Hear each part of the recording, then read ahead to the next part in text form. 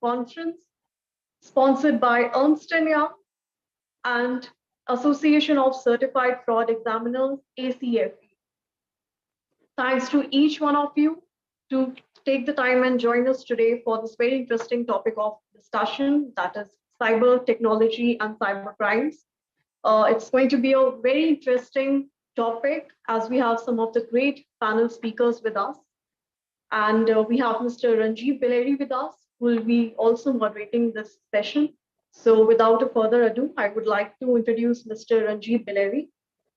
Ranjeev Billeri is an associate partner with Forensic and Integrity Services of Ernst & Young. He has over 15 years of experience and specializes in delivering computer forensics, electronic discovery, data protection, information governance services, litigation support, and dispute services for global clients across various industries.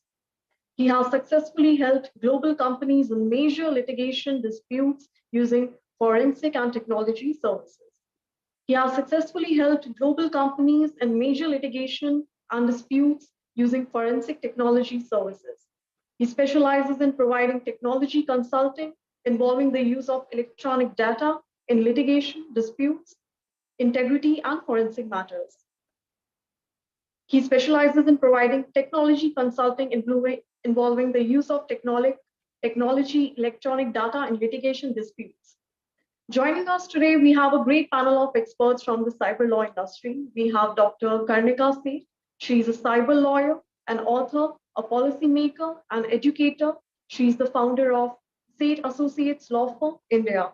We have Mr. Pawan Chamla with us. He's a Chief Information Security Officer at Future Generally. We have Mr. Smitesh Walanju with us. He's a Chief Information Security Officer at Tata Unistore. And finally, Mr. Rajesh Duttu. He's a Senior Vice President and Practice Leader, Blockchain and Cybersecurity, Tech Mahindra. So for all our viewers and attendees, if you have any questions, please send in your questions using the Q&A section below. And everyone who's watching this live on our LinkedIn and YouTube channels can send their questions in the comment sections and we'll take it up from there. So now I request Mr. Ranjeev Billeri to kindly take the session forward. Mr. Ranjeev. Thank you. Thank you so much. And thank you to all the panelists for your time. So let's kickstart the discussion. I think again, a very interesting topic, I would say, which I'm sure I think everyone can relate to in today's digital world. So let me start with Pawan. So Pawan, I think I'm sure it must have been a pretty busy time for you ever since the pandemic has started. And I think we had to quickly adapt to virtual ways of working, right? So I'm sure as a CISO, I think you would have seen the evolution of cybercrime and especially a lot of cyber attacks. So what's your perspective in terms of what has changed before the pandemic and post the pandemic, especially given the way we are seeing almost cyber attacks have become like the new normal? So please share your perspective, Pawan. Yeah, thanks, Ranjit. And it's definitely a prevailing topic and a hot topic to discuss during the pandemic and today as well, because the evolution has not yet completed and we are still maturing to combat cyber threats which are prevailing today. During the pandemic as well, when we got into pandemic, most of the organizations were not ready and they didn't know that what to do and how to make it working. We were fortunate that we started the BCP a week before the lockdown and we were ready for that, and we quickly adopted the environment. There are a few changes we had to make, and we were on our feet and started servicing customers within the first 15 days itself. So not much of a hassle, just few changes which we had made in the organization, and we started servicing the customer full-fledgedly. So how the threat has changed, if we look at it, when we started in starting January 2020, if I talk about, there are around 500 domains registered throughout the year till end of 2020. And obviously, they were not registered for the businesses. They were registered for various fake phishing activities or various fake activities which attackers were planning on various organizations. Now, to start with, the activities could include sending information on COVID because it was new. Nobody knew what to do, how to take care of that, and what precautions to take when, in case they face such as they got in caught of COVID fever and other aspects. Then the medicine started. So from where to take medicine, how to take. There were many phishing activities which were taking place at that point of time. From organizational perspective, even organization knew that how to protect the data, because remember your parameter has changed. Earlier it used to be only the office environment, then it suddenly moved into a particular machine which is with your employee. It could be either a desktop or a laptop, but you don't know how to protect that and how to restrict themselves that particular machine in sending or collecting the information. The other challenge for CISOs and for IT folks is for CISOs it is that how to protect the data which is there in that particular machine, and for IT how to implement control, because now the machine is not in their control. The machine is sitting somewhere or where they cannot reach as fast as they could have been reached when the machine is there in their own environment, which is the office environment. Now, during the COVID, we all know people have gone to their hometowns, moved to different places in India. And over a period of time, we have seen now, since the work from home started, people are holidaying and then start doing the work for home as well. Now, arranging resources to deploy certain technologies or push it was a big challenge at that point of time.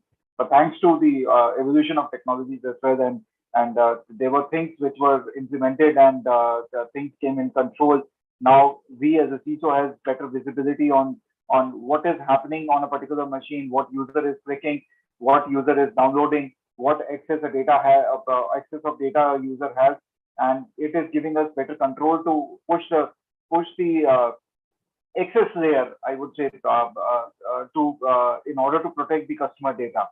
Moreover, now it has given us, by the implementation of EDR, has given us much more visibility of on the user behavior, that which all websites user is browsing, whether it is business related, whether it is personal related, whether these are malicious websites, can be controlled.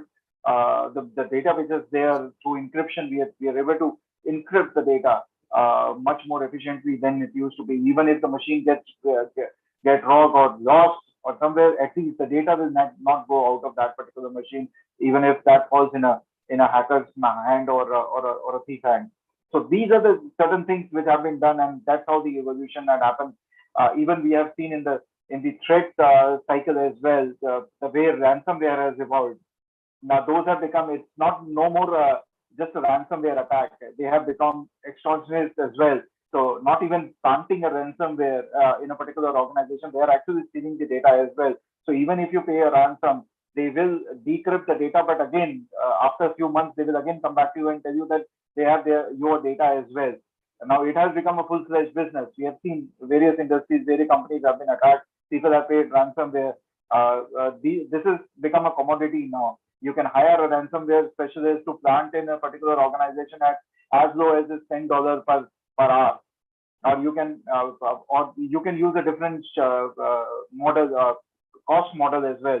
Now it has become a proper business through which you can do that. Even, or if you just want to buy a kit, it is available as low as $40.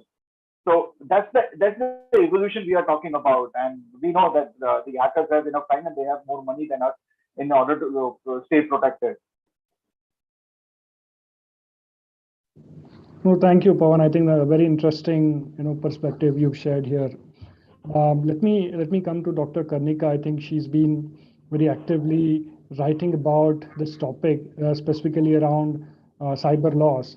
While I think at one side we've seen the evolution, and obviously the cybercrime has spread at a rapid pace, I think we've also seen globally a lot of data privacy regulations coming up, which sort of, I think, were emphasizing the importance of how organizations will need to protect the data and ensure that they are being compliant. I think accountability was one important factor. A lot of these data privacy laws were wanting the organizations to be very, cognizant about. So, Dr. Karnika, I think from a overall privacy laws or just from a breach reporting standpoint, how do you see, not only globally, I think within India also, I think we've had the certain come up with updated guidelines. So how do you see these laws and regulations sort of protecting end users' data And do you see a change because of these laws in which I think the cybercrime control can be spread?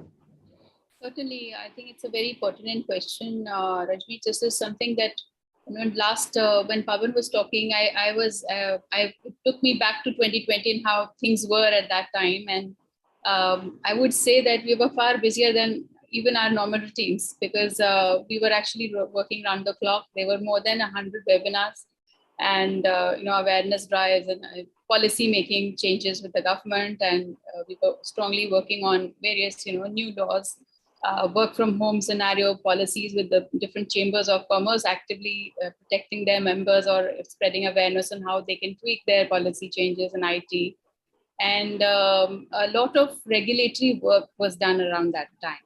And apart from the awareness drives and other initiatives, and as you would be aware, this is GDPR was already there in the Europe, and we're also working towards enhancing our provisions in law to protect data and privacy of citizens.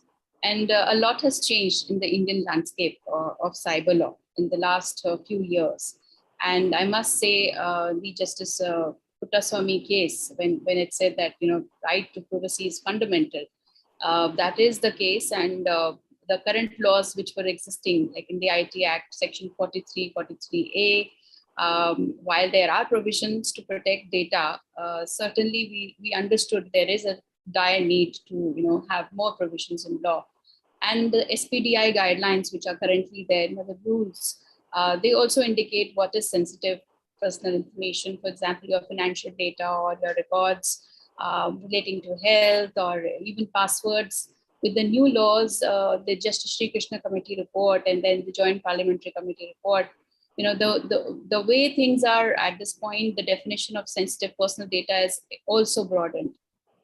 Now we will also have religious, political affairs, or beliefs of people also as sensitive personal data, apart from biometrical or financial data, while passwords are actually eliminated from that definition.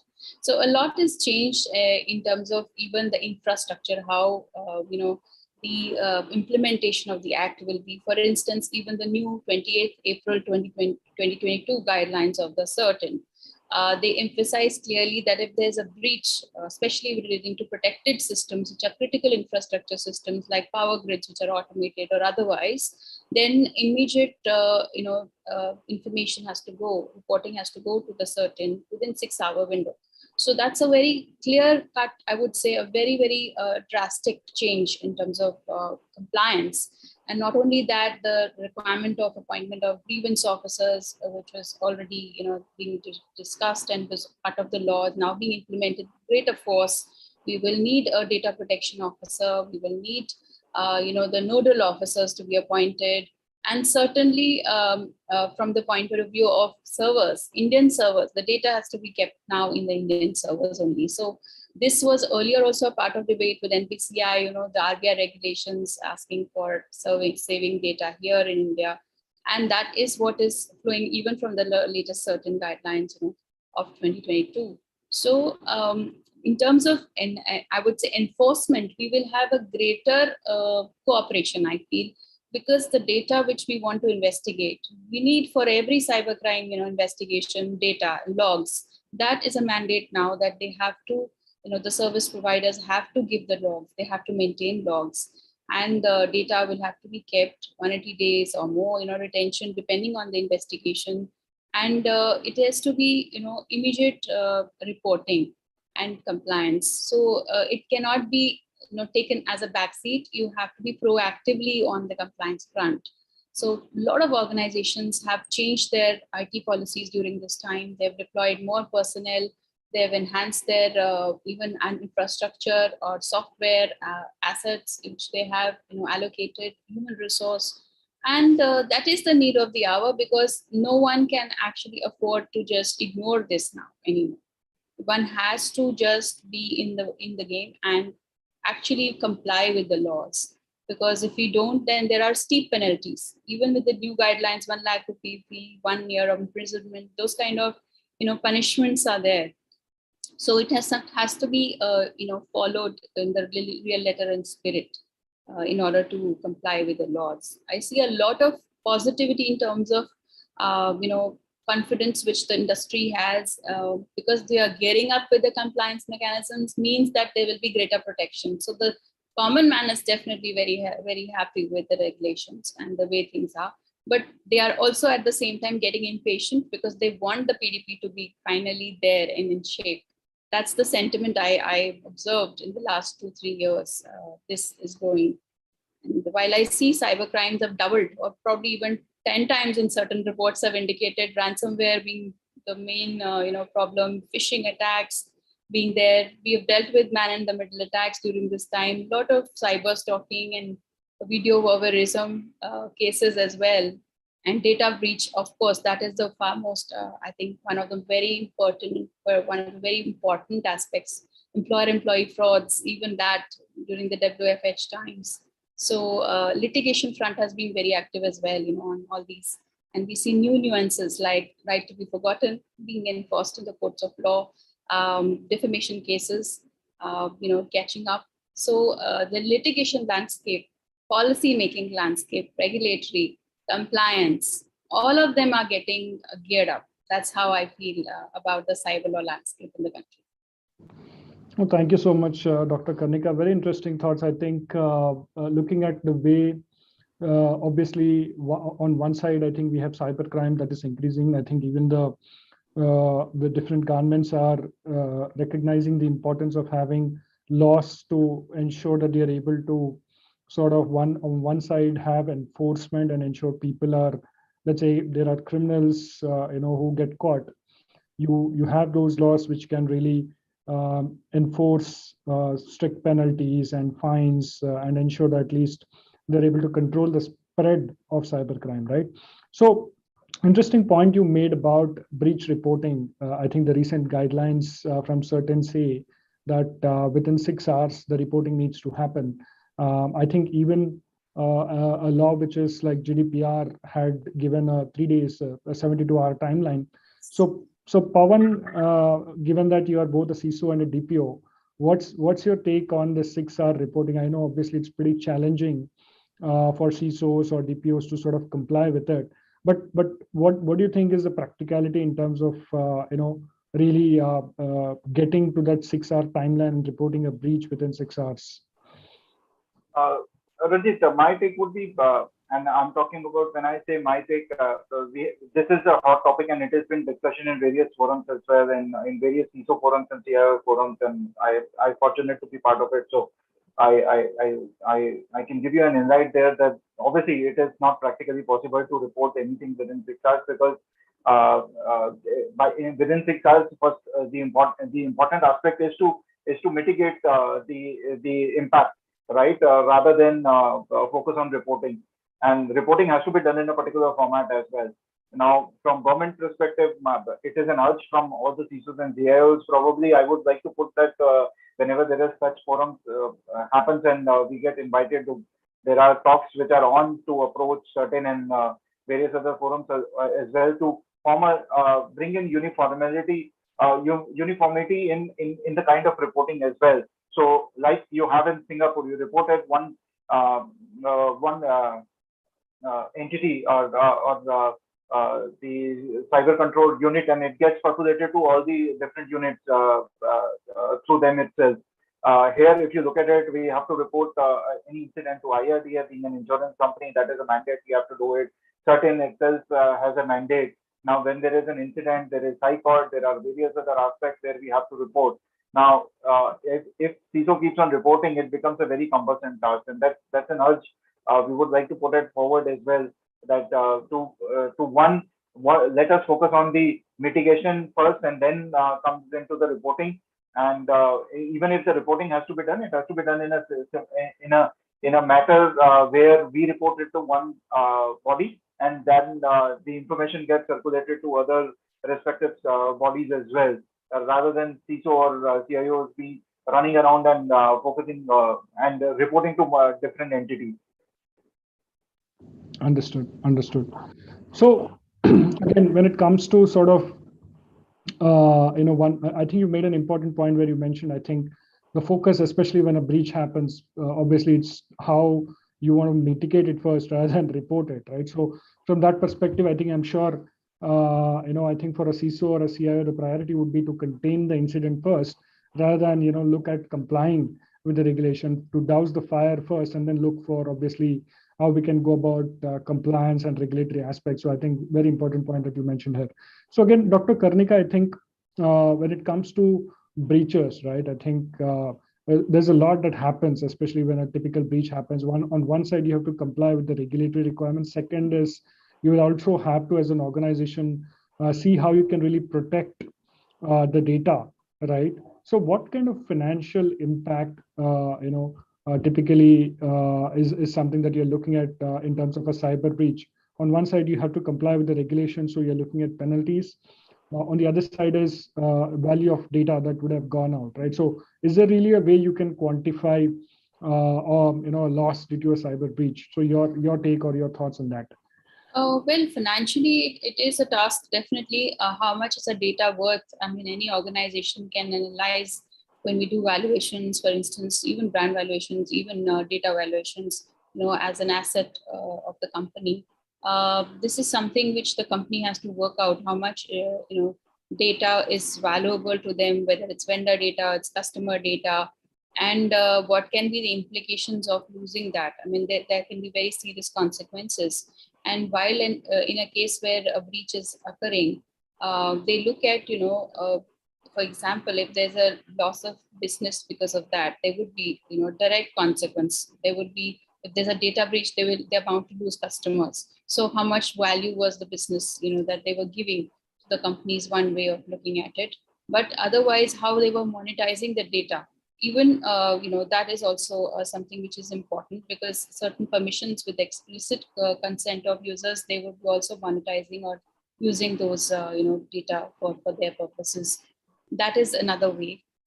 Plus, future plans would be at stake, because there would be certain, projects lined up based on that data.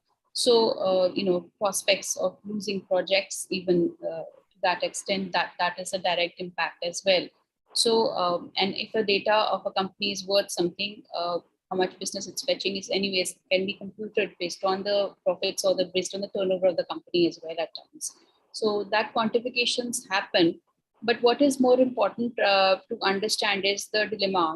It's a catch-22, whether to quench the fire there, or stop that, do the mitigation at the end, or do the regulatory compliance. That is why I think the reason we have DPOs and we have a dedicated team which has to be infused with their responsibilities to actually tackle these incident response. It's not something like a stopgap arrangement, but they ought to have this as a permanent, like recruits for the same. And there has to be day-to-day monitoring, day-to-day maintenance, vulnerability testings, and other audits and mechanisms need to be put in place. So having said that, now I think in any situation like this, we've dealt with many of these cases where there is a format, CERT-In has a format. We follow that format strictly and we do the compliance. We look at the various columns that they really need information to be put in. Whatever at that particular point of time, you may not spend time to investigate it and then report it. Whatever and the screenshots of those are actually sent to CERT-In, and they then further examine from their end. And while we also continue our own exercise of how we retrieve the data, how the electronic evidence has to be safeguarded, because you can't tamper with the data as well. And that machine has to be kept intact for forensics. So at the server end, there would be certain forensics needed. In one of the data breach attacks, a platform called Jira was involved, and servers were hacked. So when the foreign client's IP was attacked through an Indian entity, we had to actually look at various mechanisms. There was an Indian subsidiary of the same who was also affected. So the servers data and also the entire transaction, how this whole thing attack happened, whatever was, if we were able to decipher at earliest point in time, we just conveyed that and reported that. And then later on, we took up all the logs and other things, and then finally just give that as well in the second phase. So that's how we would say that at least do the initial compliance, and then you can certainly give more data once you've done your initial compliance and reporting. It can help because these attacks are rampant and they may not be single entity attack on a single entity, especially when there are critical infrastructures involved. Then they could have a massive attack. So we have seen these situations earlier in India, and where power grids, electrical grids have been attacked, and various health infrastructure, critical systems are attacked. Defense systems could be attacked. So at least it could safeguard them or alert them to avoid and prevent further attacks. So that's why this reporting is also so essential, not only from the point of view of the entity itself, but from the larger perspective of avoiding these problems. That's how I look at it.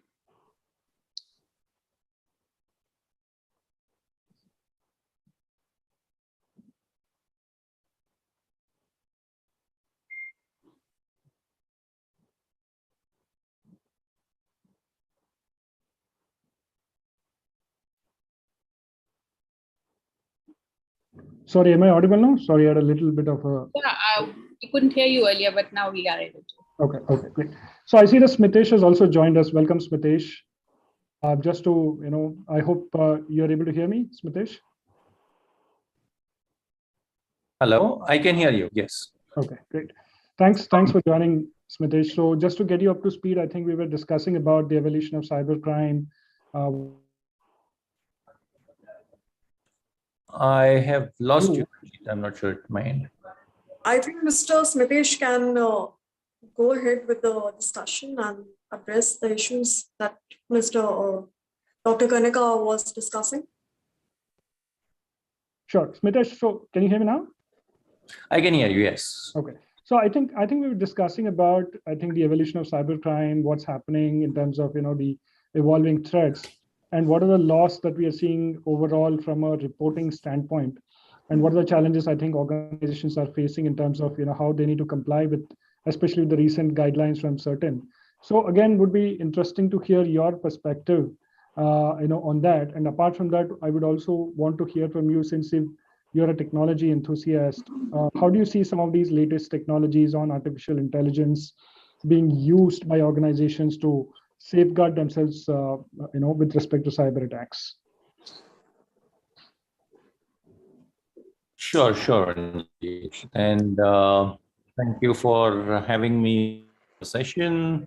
There were a couple of glitches. I'm not sure if there's an issue, but I'm having some choppy connection. Right? I think if I address this in two parts, right? So one, let's take the second piece around the technology first. While it has evolved, right? So one thing definitely which all of us have seen is the speed with which the businesses have transformed in last 2 years, right? The overall adoption of technology, digitization, journey to the cloud, I think more about the user interfaces. Also on the user community or a customer side, there is a very fast adoption of the internet, all the digital services, interactions, everything, right? So with that explosion, so to say, on that digital adoption, both sides, from the organization, customers, users, employees, obviously the threat landscape, the way we have dealt with these risks, and the traditional wisdom that we had on the security has completely challenged, right? And while technology is one answer to that, obviously in security, as we have learned, technology is always catching up, right? So when businesses have moved on to cloud by adopting a very agile way and exposing this entire landscape. I mean, if you take the banking industry or a telecom industry or the e-commerce industry even, right? So many of the features, functionalities, user experiences, all these things have been put online within few weeks, within few months of the sprints. Now, not all of them would have followed the best security practices. I think we are still trying to catch up over there and hoping that our best of the perimeter and all the internal defenses, our identity and access management, right? So all of those controls which we have evolved over the period are operational and supporting at least the hygiene. With that said, obviously, I think that's not enough, right? So when we are talking about a passwordless future, right? Or when we talk about IoT being so pervasive that everything, right from my bank knowing me where am I making the transaction from and authenticating me based on my device or even my behavior, there obviously these technologies are going to fall short of their limits. Now, is AI/ML the answer? I would say definitely yes. But is it there yet? Obviously, it's a long journey, right? So today, the AI/ML is still kind of working with much of the rule sets and some predictable behavioral aspects. And there are much of the experiments. I'll give you a simple example, right? So when we are talking about the fraudulent behavior, right? Now, fraudulent behavior is a very, very interesting subject. Now, it's a very psychological aspect which we are trying to put technology around. Now, imagine this, right? The subject which even the best of the neuroscientists are failing to explain, where they claim that they only know probably 10% of the brain. And we are trying to address that with a predictable technology, right? And that's what we are dealing with here. So just to give the perspective, with I think overall, if you look at the way the evolution have happened in AI/ML, and even internally, we keep looking at it, we keep evolving the AI/ML as a practice, not only from a threat perspective, but also to promote the businesses, right? So I think what has happened is we have adopted AI/ML as obviously the positive side of business, where looking at the data-driven decisions, the business transformations, and then trying to make use of it to see how we can address that or how we can utilize this area to address the risks associated with it, right? So it definitely has good promises. The technology is evolving.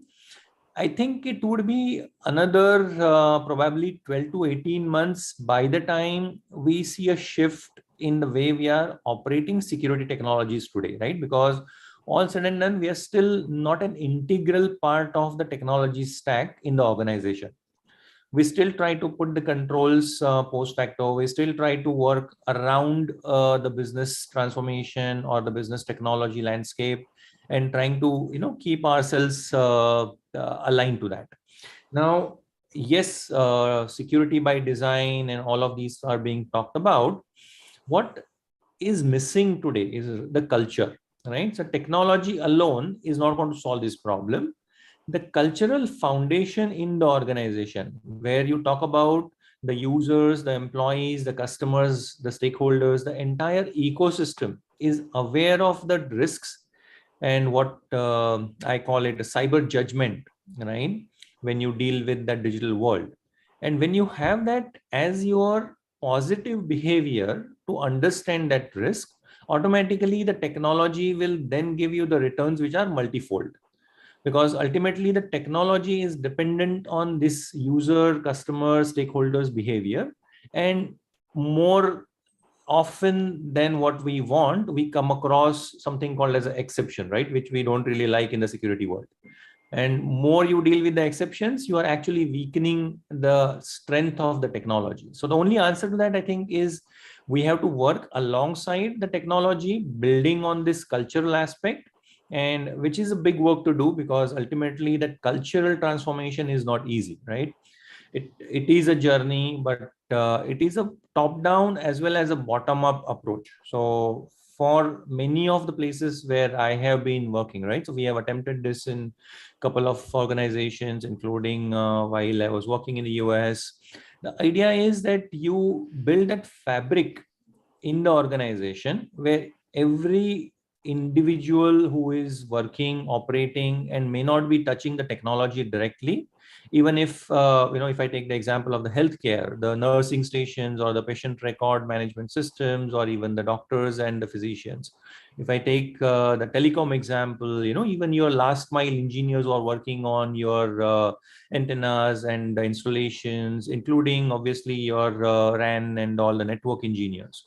Now, if you look at, say, the e-commerce or the banking, your partners who are delivering those products in the last mile, your sellers, your entire ecosystem. So all of that has to work together to build that culture. And then only, I think, in my view, the technology will give you that outcome. Coming back to the first part, if you look at, the guidelines from certain and more about how and what's of it, I think many of these things were in the place as the critical infrastructure pieces around banking and telecom industry, where they were expecting many of these things for years now. It's just that it is becoming a commonplace, right? And it's not a surprise when you see this happening, because again, going back to what I just mentioned about the digital transformation, right? When the transformation has happened with such a speed, obviously, every organization has to play that role. One subtle kind of a requirement, or probably what I would see it will evolve into, is bringing some clarity into what would be important in that, right? Because today, if you look at the advisory or the notification there, it's very, very kind of a generalized, stating anything and everything and open to interpretation of what we can cover as an organization or an individual. But at the same time, I'm sure at the back end, even the organizations and the machinery in the government needs to be equipped to handle such intelligence and the data that they are expecting. Because if you go back to the organization's learning, right, when we run the threat intel or kind of advisory services within the organization, you can't just hope that you get more and more data, because you will basically get lost in that data so much that what is important and urgent is very difficult to find out. And more often than not, you probably lose a lot of time making sense out of that data, and then lose focus on what are the key objectives behind that security control, or the risks that you're trying to address. What are your critical pieces of the infrastructure? What are your crown jewels that you're trying to protect? And what is the posture around that? So I think that's how it would evolve in my view. And that's something which I would hope it'll come down to. Thank you. Thank you so much, Smitesh. Very interesting thoughts again on the evolution of technology and also how businesses have transformed, I think, primarily because of the pandemic-induced situation where organizations have had to quickly adapt remote ways of working, while I think a lot of them were preparing for it, but I think they were ready to do it overnight. So I think that obviously created a lot of challenges. While on one side they had to enable the business, the second is obviously that means you had to bypass a lot of things in order to enable the business, and that's wherein I think the cyber criminals were obviously quick to spot an opportunity and sort of grab this. So again, continuing on the thought, and Pawan, I think overall, when you look at cybersecurity effectiveness, right? I think Smitesh mentioned, I think there is the importance of having all the different stakeholders in the ecosystem coming together and addressing the issue, right? While on one side, an organization also has to deal with a lot of third parties. The other important aspect is they also have their own employees to whom they need to continuously, sort of train and educate. So what is your sort of take on, let's say when it comes to mitigation, right? From an overall cybersecurity standpoint, what are some of your thoughts and then sort of guidance on what organizations need to prioritize?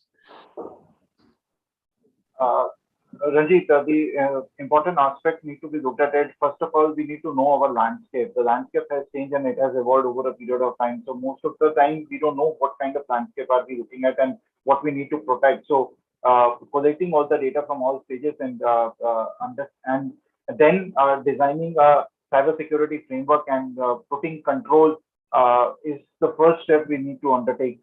That would be my suggestion. Second is doing the risk assessment for the organization, understanding the crown jewels of the organization, and then embedding your cybersecurity framework.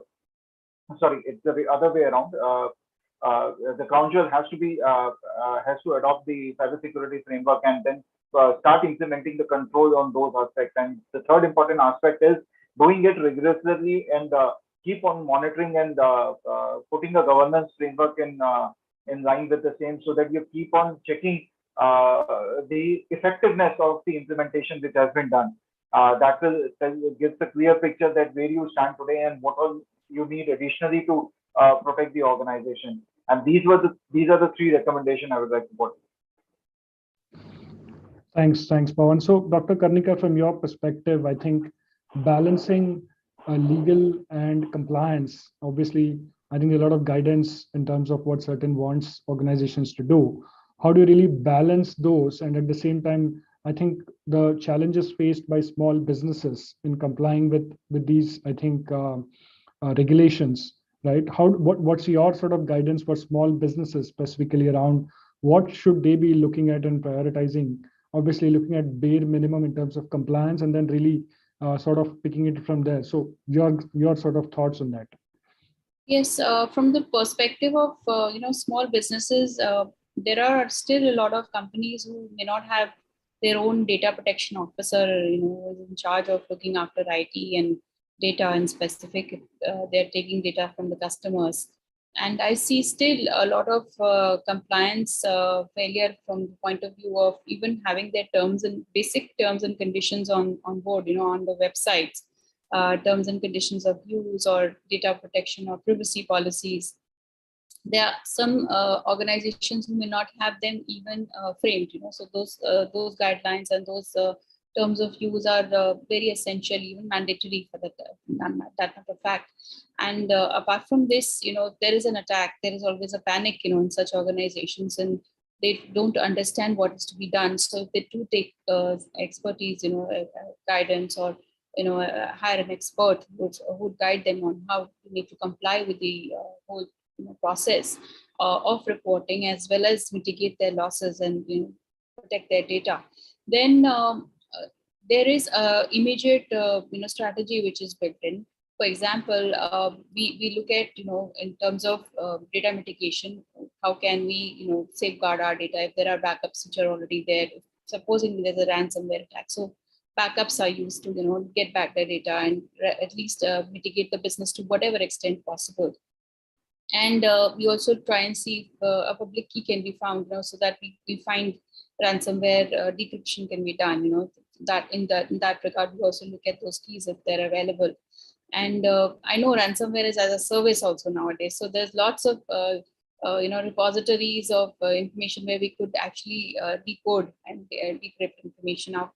Those kind of measures are taken. Plus, there should be no further attacks. For example, if only one server is affected, so if there is another server on the cloud, maybe with a backup, that can be used to retrieve data.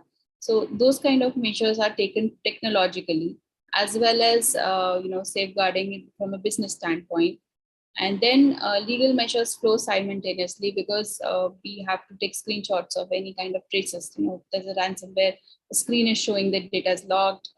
You're not able to retrieve files. You pay a ransomware, or you pay a ransom, or you pay through bitcoins.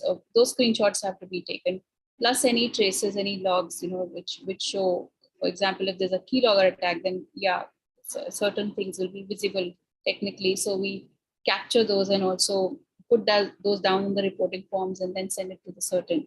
So those kind of measures, legal regulatory measures are there. In fact, if there is a need to inform the users, the general public, in case there's a customers, that compliance is also to be done, so that they further safeguard their devices and their data. So those kind of compliances are also necessary.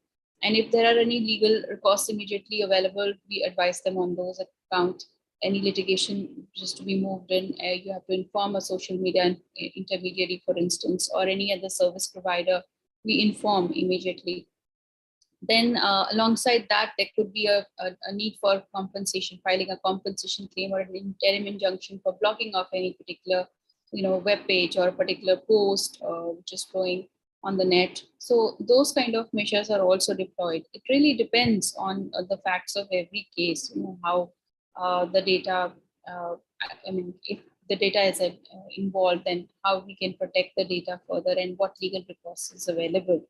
But yes, in almost every case, the electronic evidence is paramount for us. So we try to do things which, we tell them what are the do's and don'ts of handling that data.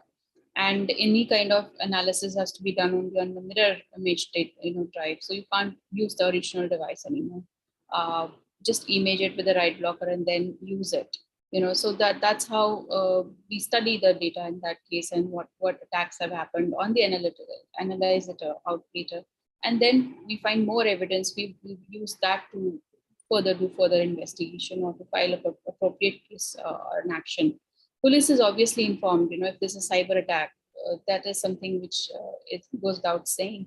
And cybercrime.gov.in is a website where you can have a zero FIR done immediate basis. So that is immediately also done. Any helplines to be addressed, you can report it through helpline as well. But it's good to have it in writing, because you may not have verbal accounts of what you've informed, who you've spoken with, but you will certainly have your immediate complaint through cybercrime.gov.in. So that is something that we, in almost every case, we do say one must do. So these are some sets of measures which we adopt in almost every case, and every case has its own peculiar facts. And you may need to inform more than one authority of government even. So depending on if it's a financial fraud or a big Bitcoin fraud or otherwise, RBI needs to be informed as well at certain times. And if there's some unauthorized transactions of small amounts, even ombudsman helps. In the RBI, we have the ombudsman scheme. So if a customer informs in advance, well in advance in terms of attack, if there's small amounts which have been deducted and he's alerted and he informs the bank, further debits happen into his account, then he's not responsible if he's informed. That's how the latest circulars on RBI and master circulars read. So this is a lot of information which maybe even common man doesn't have. That's the reason why they must seek legal professional help whenever there is an attack of this sort. Plus, a cyber forensic team needs to be put in place unless they have their own internal resources and teams working on these kind of attacks and mitigation measures. Thank you, Dr. Karnika. Very interesting, again, sort of thought. So, final comments from you, Smitesh, in terms of mitigation efforts, and then we would also like to hear from you on, again, as I mentioned, I think one important part is organizations, especially mid-sized to large-size organizations, interact with a lot of third parties, right? And again, that's an area where I think you have a lot of risk coming into your organization, especially when you're interacting with third-party systems. So your sort of take on that, and then what would you recommend organizations can do to protect themselves from third-party risks? Sure. So I think if I go back to your first point on the mitigation, right? And as Dr. Karnika has rightly covered this, it's important that you have a full visibility. I think most of the time when you come across any cyber attack or event, which is impacting the organization, there are so many revelations which take place, right from, as basic as inability to trace end to end because of not having the logs in place, not having the right, chain of evidences, not having a complete visibility on the transactions, which otherwise is kind of taken as a given, right? So it's assumed that all these things are hygiene and they are kind of put in place. Now, much of the time, if you look at, because this is very, very basic and fundamental in my experience, is it has still not changed, right? Over the period of last 15, 20 years that I have seen many organizations. None of the actual audit, compliance, governance framework actually go to that ground level details, right? I mean, there are obviously the mentions of these in the framework, but more often than not, they are being taken as, okay, do you have a logging in place? And then most often we say yes and move on, right? We don't go to the details of what are those messages. Are they even, retrievable? Do they even make sense when it comes to reconstructing the transaction end to end? And every time, whenever something goes wrong, we probably come across that situation. The second point over there, from a mitigation perspective, is no organization has all the capabilities and competencies when it comes to recovering from a cyber attack, right? Or any kind of an event on a security scenario. And in kind of evidently wherever you come across these situations, you need professionals, you need help, and that help needs to be sought after, right? So there is nothing wrong or there is no shame in saying that, hey, I was attacked or I was breached and I need help to recover from it, right? So there is no stigma attached to being breached or having a security incident in an organization. And I think over past few years, while it has been common knowledge, but there's still some kind of a fear, right? And particularly in the security community and professionals like us who think that, hey, I failed to do my job, right? And my advice is, it's not that, we fail to do our job. It's just that there's so much out there that you cannot control all these unknowns, right? Have you done the right thing by looking at it from a risk perspective? Have you identified what all risks could be there? And when you do that, have you taken, again, going back to the stakeholder point of view, their views and inputs into this, right? And if you are able to kind of demonstrate that, hey, look, we have taken all of these things into consideration, we had the right controls, at least the adequate controls in place, and things could go wrong, right? And once you accept that, I think the journey is easier, right? Because then from then on, it's only going to get better.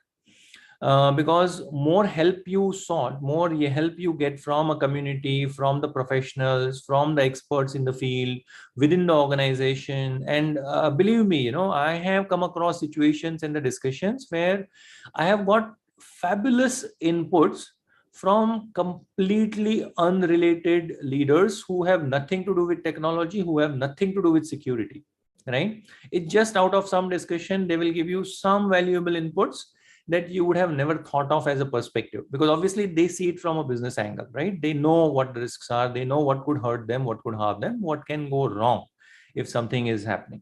So I think that's something which I would like to add on the mitigation front. Beyond that, yes, obviously mitigation in terms of the recovery, in terms of this exercise, if there is a cyber attack, a lot of these things have been obviously a common knowledge, right? Coming back to the third party environment, just before I move to third party, I think I like the comment Dr. Karnika made, right? So this rather ransomware as a service. And on a lighter note, it's very interesting to see what kind of contracts they would have when they render this service to their customers and what kind of SLAs they deliver it with. I'm yet to see one note, but hoping to see how they look at it, right? And it'll be very interesting to see how they think of this, and will give us more insights on how do we look at it when we look at it from an organization perspective. And that's how you learn. Coming back to the third party or a partner ecosystem, I think there's no organization today which is working in silo or in isolation. We are all connected one way or the other, integrated very closely and deeply in every business. I think one thing which is there is inherent trust in this relationship, right? And the understanding that we never had a wrong intent as a partner. The intent is always right. Right? Yes, every organization would be at a different state of maturity in security in their journey, depending on where they started, what's the nature of their business, the industry, the profitability. A lot of those factors come in, right? And then depending on that, you actually get through it. Now, when it comes to business engagements, the business will not look at these aspects when the contracts are made, when the partnerships are made, when the engagements or whatever the actual developments take place. Now, it is important that we get along in that journey with the business when these decisions are being made, and that's the starting point, right? Because obviously that gives a huge comfort to business. And in my experience, if we do this right, the discussion is not that why we should not consider this as a partner because it has so many risks and their security posture is so bad and so on and so forth. the discussion with business is always that, look, this is your end objective. This is what you're trying to achieve. In that, we are probably exposing, say, our customer data or our critical assets, or we are going to integrate, which is going to expose probably a channel or a kind of a conduit for our environment, right, over the internet or through the partner ecosystem. And these are the risks which are involved in this kind of an integration or a partner service or the engagement. Now, in ideal state, these are the controls that we would like to have, whereas this partner of your choice has 1, 2, 3, 4, whatever number of gaps. We have two ways to approach this, right? So one, we ask them to address everything, and then and only then you go ahead with that partner or whatever the engagement that you have, depending on obviously the criticality or the risks that are associated with that engagement. Or alternate approach is then also, if the partners are willing, right, to contribute and to come along with you on that journey, provide that framework, provide that guidance, provide whatever you have built as an input to them, and bring them along, right? Improve their ecosystem through your knowledge, through your support. And that's how you collaborate. Because ultimately, when business is ready to collaborate with a partner, I don't see why the security teams on both sides cannot collaborate, right? I'll share a funny incident, right? So one of the engagement in one of the organizations which we were going through, the business counterparts has shared the mail and the invite for the security discussions from both sides. And the mail subject was that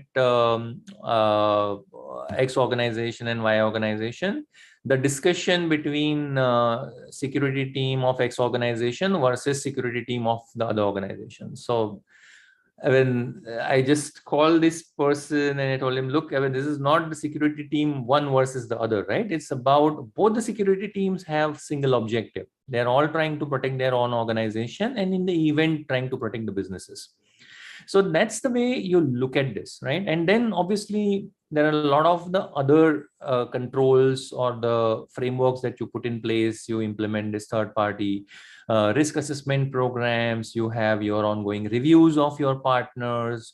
You look at it from what kind of data that you're sharing. Is it exposing your organization, your customers, your probably IP in certain cases, right? And then I think what has also evolved over the last 2 years after we had the SolarWind and the recent breaches is the partner ecosystem doesn't end at your third party, right? So there is always a fourth party and a fifth party which is involved, where knowingly, unknowingly, you have extended your business and also the data and the communication and the accesses, which may not be very, very visible when you talk about a single third-party access controls and the frameworks and assessments. So to get to that level, you always need to sit with business, and only then you get that visibility, right? And that's where you probably have to have that view that when I'm looking at partner, I'm not looking at a partner's security posture, but I'm looking at what risks which I am getting into or being exposed to business. Are those being addressed?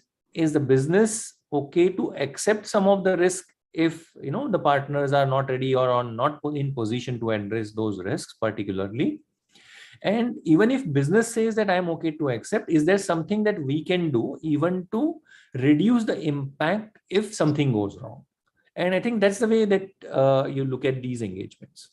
Smitesh, I'm sorry to intervene, but Rajneesh, I need to take leave because of joining another meeting, but it was a pleasure to be here on board and discussing this important subject. And thank you, WLA, for the same. And I hope to be there with you again sometime next on another topic of interest. Thank you so much. Thank you, Dr. Kanika. Thank you, Dr. Kanika. Pleasure meeting you, Dr. Kanika. So I think we are at the end of the hour. Obviously, we want to take a lot of time from our panelists, but thank you so much. I think I will quickly summarize the entire discussion. I think we started off discussing the evolution of cybercrime, how organizations had to quickly adopt to, obviously the digital one. On one side, they had to enable the business. The second is they have to also ensure they are protecting their systems. I think we've also seen the evolution of reporting and regulatory requirements. I think Certain has come up with updated guidelines. Obviously, we are waiting for our data protection bill to come. Hopefully, once that happens, I think we'll see a lot more sort of clarity in terms of how the entire cybersecurity reporting can be streamlined. I think at the moment we are seeing updated guidelines. So obviously it needs to evolve with the data protection law. Once we see that, hopefully a lot of clarity might come in.